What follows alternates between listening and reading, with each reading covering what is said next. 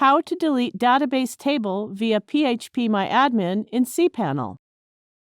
Log into your cPanel account and you will be on this page. Go to the Databases section and click the phpMyAdmin. On the left sidebar, there are databases. Click on the database to open its list of tables in the right pane. Now click on the name of the table you want to delete.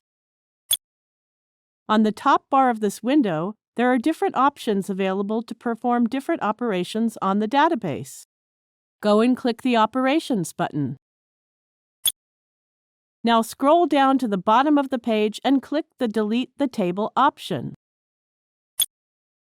Click the OK button.